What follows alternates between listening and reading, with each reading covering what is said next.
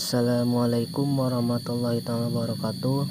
Perkenalkan, kami dari kelompok 1 mata kuliah bimbingan konseling yang beranggotakan 1 Dede Nurul Alam, 2 Aris Kusendar, 3 Muhammad Fahmi Ulul Ajmi, yang insya Allah pada kesempatan kali ini akan membahas tentang pentingnya BK di sekolah, pelayanan BK di sekolah, asas-asas layanan BK, perbedaan konseling dan psikoterapi. Untuk mempersingkat waktu, langsung saja ke pembahasan. Bab 2 pembahasan A. Bimbingan dan konseling dalam pendidikan. Perlunya usaha pelayanan bimbingan dan konseling dalam pendidikan dilatar belakangi oleh beberapa faktor, diantaranya adalah faktor perkembangan pendidikan itu sendiri, faktor sosial kultural, dan faktor psikologis. 1. Faktor perkembangan pendidikan ada demokratisasi pendidikan, yang selanjutnya ada perubahan sistem pendidikan, dan seterusnya perluasan program pendidikan. 2. Faktor sosial kultural. Faktor ini muncul sebagai akibat dan perubahan sosial dan budaya yang menimbulkan kesenjangan antara satu golongan dengan golongan yang lain. 3. Faktor psikologi. Dalam segi psikologi, anak adalah pribadi yang sedang berkembang yang menuju ke arah kedewasaan. B. Peranan bimbingan dan konseling dalam pendidikan. 1. Kedudukan bimbingan dan konseling dalam pendidikan antara lain adalah bidang instruktasional dan kurikulum. Selanjutnya bidang administrasi dan kepemimpinan, dan bidang pembinaan pribadi. 2. Pola kedudukan bimbingan dan konseling dalam pendidikan. Yang A. Bimbingan identik dengan pendidikan. Yang pola kedua ada bimbingan sebagai pelengkap pendidikan.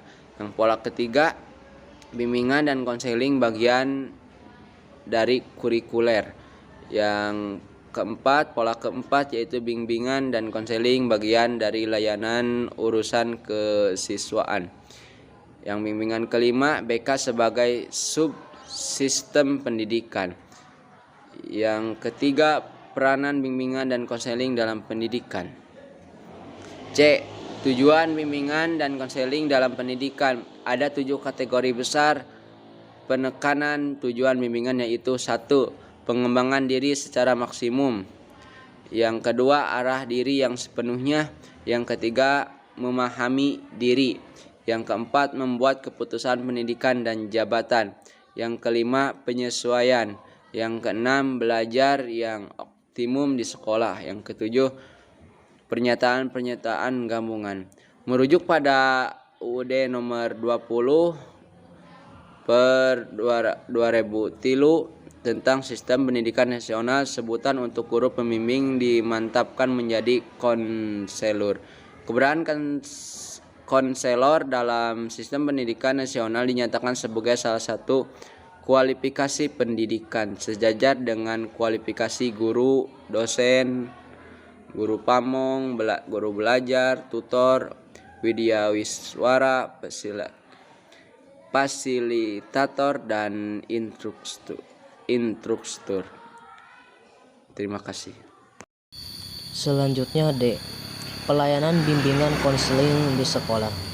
Layanan bimbingan dan konseling di SD merupakan layanan spesifik yang diberikan kepada siswa untuk dapat mencapai perkembangan optimal, mampu mencapai tugas perkembangan seperti yang diharapkan. Tugas perkembangan yang harus ditampakkan dan dikuasai itu telah dirumuskan dalam Standar Kompetensi Kemandirian Peserta Didik atau SKKPD. Adapun untuk penerapan BK di SD dan kegiatan pendukung seperti berikut. 1. Layanan orientasi. 2. Layanan informasi. 3. Bimbingan kelompok. 4. Pengumpulan data. 5. Konseling. 6. Kunjungan rumah. 7. Referral atau alih tangan. 8. Pengembangan profesi. 9. Riset dan pengembangan. Yang selanjutnya E. Asas pelayanan bimbingan konseling. 1. Asas kerahasiaan. 2. Asas kesukarelaan. 3. Asas keterbukaan. 4. Asas kekinian. 5. Asas kemandirian. 6. Asas kegiatan. 7. Asas keputusan. 8. Asas keterpaduan. 9. Asas kenormatifan. 10. Asas keahlian. 11. Asas alih tangan. dan 12 asas tuturi Handayani. Yang terakhir F. Perbedaan konseling dan psikoterapi. A. Pengertian konseling. Konseling adalah hubungan antara seorang individu yang memerlukan bantuan untuk mengatasi kecemasannya yang masih bersifat normal atau konflik atau masalah. B. Psikoterapi. Psikoterapi adalah usaha penyembuhan untuk masalah yang berkaitan dengan. C. Perbedaan antara konseling dengan psikoterapi. Perbedaan konseling dan psikoterapi didefinisikan oleh Fallon 1977 dan Patterson 1973 yang dikutip oleh Tom Force dan Rudolph 1983 sebagai berikut. Konseling: 1. Klien. 2. Gangguan yang kurang serius. 3. Masalah jabatan, pendidikan, dan sebagainya. 4. Berhubungan dengan pencegahan.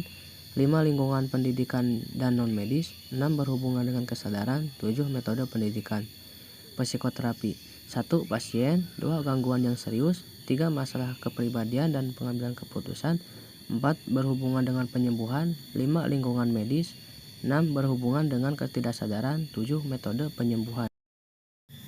Yang terakhir kesimpulan. Kedudukan bimbingan dan konseling di sekolah adalah sebagai alat untuk pemahaman terhadap perkembangan siswa, dapat menjadi dasar bagi pengembangan strategi dan proses pembelajaran yang membantu siswa mengembangkan perilaku-perilakunya yang baru. Perkembangan siswa di sekolah meliputi aspek-aspek fisik, kecerdasan, emosi, sosial, dan kepribadian. Sekian yang dapat kelompok kami sampaikan. Maaf bila banyak kekurangan, mudah-mudahan teman-teman semua mengerti. Wabillahi taufiq wal hidayah. Wassalamualaikum warahmatullahi wabarakatuh.